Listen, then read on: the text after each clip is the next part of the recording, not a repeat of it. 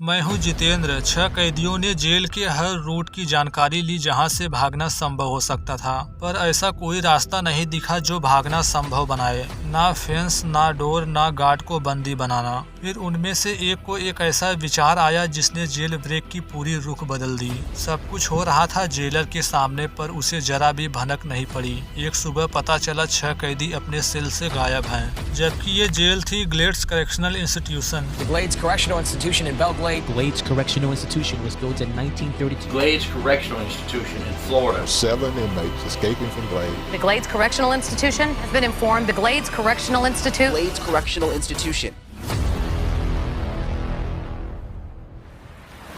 Story की शुरुआत हुई साल 1994 से।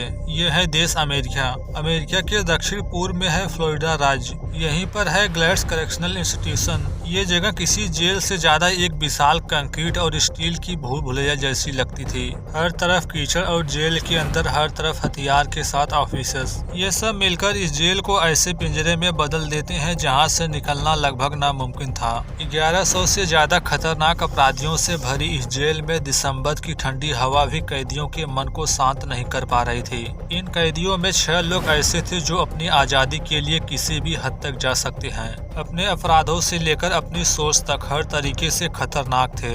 इन 6 खतरनाक अपराधियों में पहला था फेनिक्स कार्बनल। वह शांत और चुप रहने वाले में से एक था। उसने एक बार एक आदमी को मामूली झगड़े में ही मार डाला था। दूसरा हेवन फ्लिटेस। उसने एक असफल चोरी के दौरान एक किशोर पर 3 गोलियां दाग दी थी। कैदी जीजस मार्टिनेस ने एक रेस्तरां को लूटने की कोशिश में उस ग्राहक को गोली मार दी जिसने उसकी भागते हुई बाइक को पकड़ने की कोशिश की थी। चौथा कैदी हेक्टर रिवान इस गैंग का मास्टरमाइंड और लीडर था। उसने समंदर में एक बोट के कैप्टन को धक्का देकर डुबा दिया था, बस इसलिए कि उसने उसे चैलेंज देने की कोशिश की। फ्लोरेंस अल्वारेज ने अपने ही रूममेट की हत्या करके उसकी बॉडी को जला दिया था। आखिर में एमेंडो जैंको, जो कारोबार की दुनिया में एक निर्दयी चेहरा था, उसने 2 साथी डीलरों को मशीन गन से मारकर marijuana की 4000 पाउंड की खेत लूट ली थी।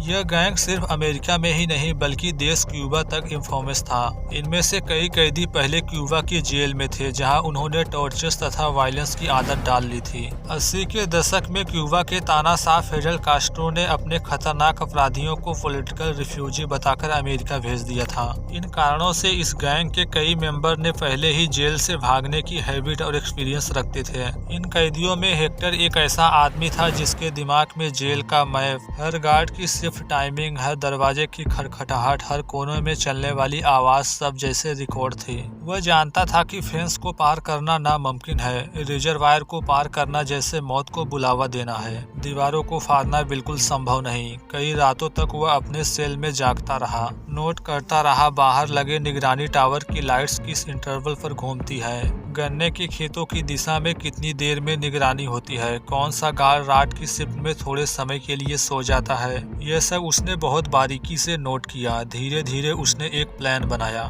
रिजर्वायर को पार करना एक तरफ से खुदकुशी है, लेकिन एक रास्ता था रिजर्वायर के नीचे सुरंग बनाकर। यह सुनने में पागलपन जैसा लगता था, लेकिन वह जानता था कि जमीन के नीचे मिट्टी नर्म है, वहाँ खुदाई मुमकिन है। सबसे महत्वपूर्ण बात, किसी भी गार्ड को यह शक नहीं होगा कि कोई कैदी जमीन के नीचे से बाहर निकलने का सोच भी सकता है। अब उन्हें चाहिए था टाइम, बहुत सटीक समय मिला क्रिसमस पर। क्रिसमस से जेल में शोर, एक्टिविटीज और हलचल से भरी होती है। ऊपर चैपल में गीत, कैरोल, क्वायल प्रैक्टिस की आवाजें गूंजती रहती है। चैपल का मतलब है बड़े चर्च, स्कूल, अस्पताल या किसी संस्था के अंदर बना छोटा सा पूजा पाठ करने वाला स्थान। नीचे का हिस्सा, जिसे आमतौर पर स्टोर रूम कहा जाता है, वहाँ की कोई भी आवाज इस शोर में गायब हो जाती थी। यही था गैंग के लिए सुनहरा मौका। हेक्टर ने अपने साथियों को प्लान समझाया। वे सभी उम्र कैद की सजा काट रहे थे। उनके पास खोने को अब कुछ नहीं था और उनके प्लान में खतरा होते हुए भी एक उम्मीद थी। उन्होंने धीरे धीरे छोटी छोटी चीजें जुटानी शुरू की।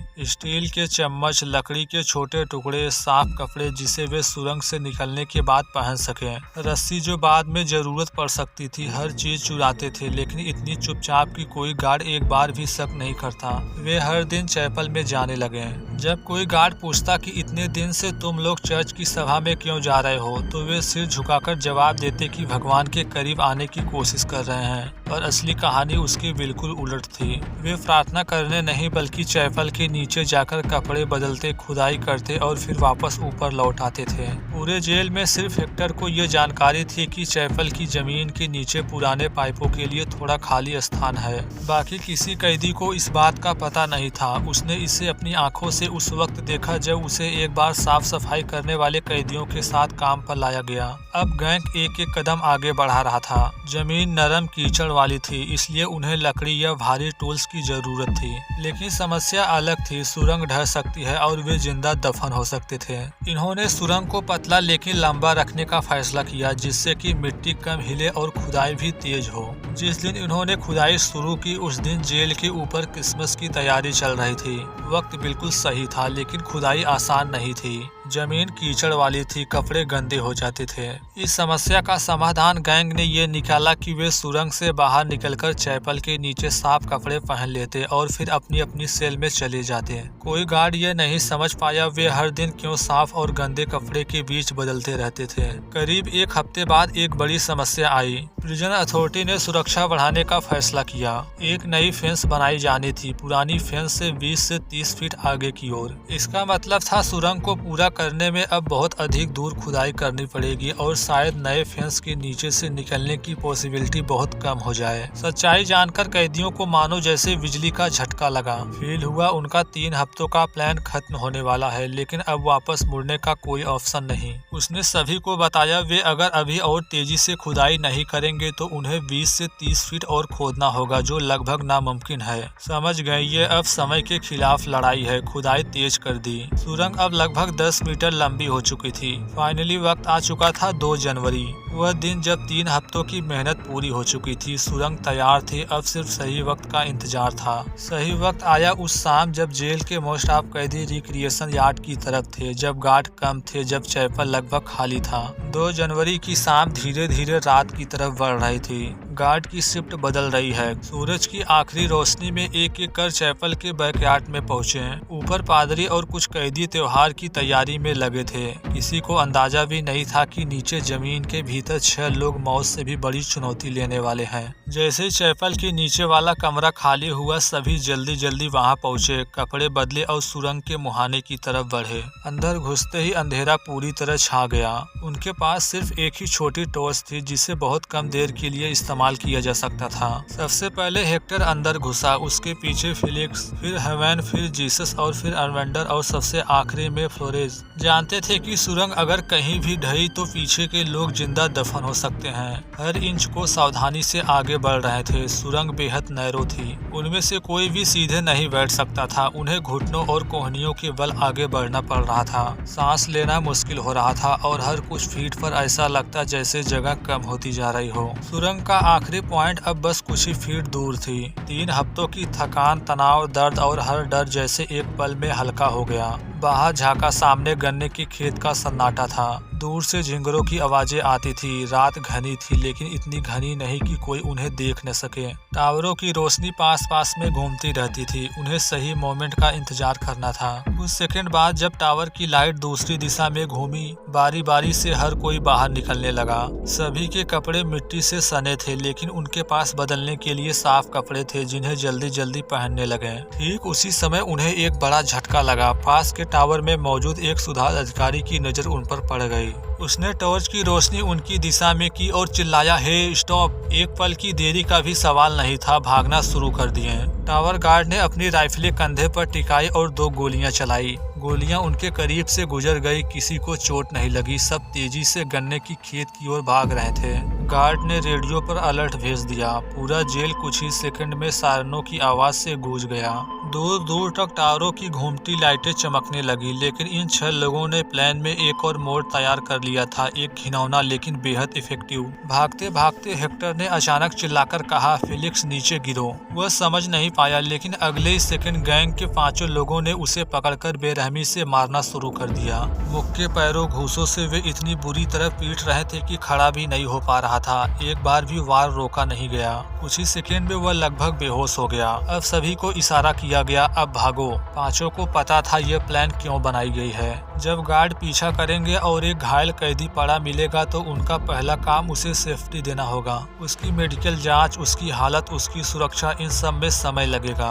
वही कुछ मिनट पर्याप्त होगा जेल से ज्यादा दूर जाने के लिए। इन छहों में कोई दोस्ती, दया या लॉयल्टी नहीं थी। वे सिर्फ जरूरत और मौके से जुड़े थे। कुछ ही मिनट में गार्ड और ऑफिसर्स दौड़ते हुए वहां पहुंचे। जैसा कैदियों ने सोचा था वैसा ही हुआ। ऑफिसर्स का ध्यान उनके बाकी 5 साथियों से हट गया। यही उन पांचों को चाहिए था। गन्ने के खेतों के बीच से निकलते हुए वे लगभग 1 किलोमीटर दूर उस स्थान पर पहुंचे जहां एक कार उनका इंतजार कर रहा था। उसी पल पांचों कार में बैठे और अंधेरे में गायब हो गए। 5 फरार कैदी कार की हेल्प से मियामी पहुंचते हैं। कार धीरे धीरे रुकती है। पांचों कैदी बाहर निकलते हैं। यह वही पल था जिसने पूरे गैंग को 2 पार्ट में बांट दिया। लेकिन अब आजादी की पहली सांस लेते ही वह समझ गया कि एक साथ रहना बड़ा खतरा है। जितने लोग अधिक होंगे उतनी ही जल्दी पकड़े जाएंगे। उसके पास एक बंदे से कांटेक्ट था, मियामी का एक आदमी जिसने पहले कहा था वह उसकी मदद करेगा। जंगल जैसी अंधेरी सड़क के बीच उसने चारों को बिना किसी फॉर्मेलिटी के सिर्फ इतना कहा कि वह अपना रास्ता खुद चुनेगा। बाकी चारों ने उसे बिना किसी बहस के एक्सेप्ट किया क्योंकि वे जानते थे कि हर आदमी अपने लिए भाग रहा है। वह शहर की भीड़ में खो गया जबकि बाकी 4 लोग मियामी के बाहरी इलाके की ओर बढ़े। वह एरिया शहर से बिल्कुल अलग था जहां चमकते टावर और बीच की रोशनी की जगह एक फैला हुआ लोकल एरिया था। इन्हें स्क्वाटर्स कैंप कहा जाता था जहां बेघर लोग और माइग्रेंट छिपकर रहते थे। उन्हें वहां पहुंचाने वाले कई कॉन्टैक्ट ने वादा किया कि कुछ दिनों तक पुलिस की पकड़ से बचने के लिए ये जगह बेहद सुरक्षित है। कैंप के बाहर रात भर हेलीकॉप्टर की आवाजें गूंजती रहती जैसे शहर के चारों ओर एक इंडिविजुअल हंटर घूम रहा हो। यहाँ ऐसा लगता जैसे कानून की दुनिया बहुत दूर पीछे छूट चुकी हो। 2 कैदी वहीं के तंबू में छुपकर रह रहे थे। उनके चेहरे पर थकावट तो थी लेकिन राहत का भाव अधिक था। जबकि दूसरी तरफ 2 बाकी कैदियों के भीतर बेचैनी बढ़ने लगी थी। जितने दिन वे इस छोटे से छिपे हुए कैंप में रहे उतना ही उन्हें लगा कि वे जैसे जैसे जिंदा हैं वैसे वैसे पकड़े जाने की संभावना बढ़ती जा रही है। वे दोनों रोज रात को शहर की दिशा में दूर चमकती रोशनी को देखते और मन में एक ही उम्मीद लगाए रहते शायद वहां जाकर किसी तरह छुप सकें। 9 दिनों बाद दोनों फैसला कर चुके थे। वहां रुकना उनके लिए अब मौत को दावत देने जैसा था। वे कैंप से निकलकर अपने पुराने एरिया मियामी के लिटिल हवाना इलाके में पहुंच गए। यह इलाका क्यूबियन इमिग्रेंट की बस्ती थी जहां की भीड़ और गलियों में आसानी से घुल मिल सकते थे। यहीं उन्होंने कई साल पहले अपनी जिंदगी बिताई थी और उन्हें विश्वास था कि पुराने चेहरे और पुराने सड़कें कम से कम कुछ दिनों तक उन्हें बचा सकती हैं। लेकिन उनका लक उनसे अलग दिशा में ले जा रहा था। अब तक उन 5 कैदियों पर $10,000 का इनाम रखा गया। सर्च टीम को डर था अगर ये पांचों दोबारा किसी पर हमला कर दे तो नतीजा बेहद खतरनाक होगा। कैंप में छुपे 2 कैदियों को देखकर 2 होमलेस आदमी को शक हुआ। उन्होंने टीवी पर कुछ फरार कैदियों की तस्वीरें देखी थी। रात के अंधेरे में वे सीधा हाईवे पेट्रोल स्टेशन पर गए। वहां मौजूद ऑफिसर्स को बताया उन्हें लगता है कि 2 फरार कैदी कैंप में रह रहे हैं। अगले ही घंटे 100 से अधिक फेडरल तथा state agent, police officer, sheriff department तथा स्कॉट की टीम कैंप को चारों ओर से घेर ली। जंगल जैसी जगह अचानक टॉर्च की रोशनी, ट्रकों की आवाजें और सर्च टीम के रेडियो सिग्नल से भर जाती है। घना अंधेरा टूट चुका था और अब सभी जानते थे ये घेराबंदी किसी नॉर्मल अपराधी के लिए नहीं है। 6ठा कैदी अमेंडो जैंको उस समय कैंप में मौजूद था। सर्च टीम जैसे ही कैंप के भीतर बढ़ी वह घबरा गया। अंधेरे में भागने की कोशिश में उसने एक टास्क फोर्स मेंबर को पकड़ लिया और उसकी बंदूक छीनने की कोशिश की। पुलिस को लगा कि यह हमला किसी की भी जान ले सकता है। 2 सेकंड से भी कम समय में गोलियां चली और वह वहीं मारा गया। उसकी मौत ने बाकी को क्लियर कर दिया था यह फरारी अब किसी भी दिशा में जा सकती है लेकिन इसका अंत खून खराबे से ही होगा। फ्लोरेज अर्वरिज ने यह सब होते हुए देखा और उसके पैरों तले जमीन खिसक गई। वह अच्छी तरह जानता था अगर रजिस्ट किया तो उसका अंजाम भी उसी तरह होगा। उसने तुरंत हाथ ऊपर कर सरेंडर कर दिया। उसे हथकड़ी लगाकर बाहर लाया गया। अगली सुबह मियामी के लिटिल हवाना के इलाके में पेट्रोलिंग कर रहे ऑफिसर्स ने एक सस्पिशियस व्यक्ति को देखा। वह जीसस मार्टिनेस था। सड़क के किनारे एक दुकान के पास खड़ा था और घबराहट से इधर उधर देख रहा था। ऑफिसर्स ने उसका नाम पूछा लेकिन उसने साफ इनकार कर दिया।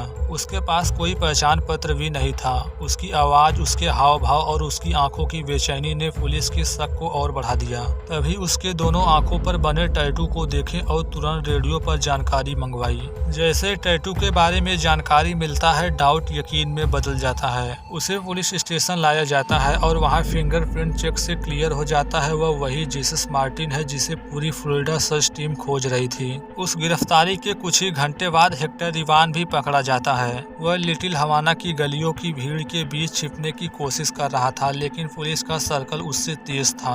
वह चिल्लाया नहीं, भागा नहीं, बस डिसअपॉइंटमेंट में सिर झुकाकर अरेस्ट होने दिया। अब केवल एक कैदी बचा था, हेवन फ्लिटर्स। यह वही पहला व्यक्ति था जिसने गैंग से अलग होने का फैसला किया था। उसने मियामी के बाद कई जगह बदली, अनेक गलत नामों का इस्तेमाल किया और किसी तरह अपनी पहचान छुपाकर जीता रहा। 2.5 साल से अधिक समय तक वह अमेरिकी एजेंसियों की पकड़ से बचा रहा, लेकिन आखिरकार किस्मत ने उसका साथ छोड़ दिया। उसने मैक्सिको में मेरिडा शहर के एक घर में डकैती की। रॉबरी छोटी थी, रकम कम थी, लेकिन वहाँ का कानून तेज था। गिरफ्तारी के बाद जब उसकी पहचान की गई तो पता चला वह वही व्यक्ति है जिसे अमेरिका की पुलिस वर्षों से ढूंढ रही थी। इस तरह गैंग का आखिरी मेंबर भी कानून की गिरफ्त में आ गया। उन सभी को उनकी पहली उम्र कैद की सजा के साथ साथ 3 से 15 साल की एडिशनल सजा मिली। ग्लेड करेक्शनल इंस्टीट्यूशन जेल में कई नई सेफ्टी फेंसेस बनाई गई। एक में मूवमेंट सेंसर और दूसरी जमीन के अंदर तक जाती लोहे की बैरियर, जिसने भविष्य में किसी भी सुरंग को बनाना असंभव कर दिया। जबकि ये जेल साल 2011 में बंद हो गई।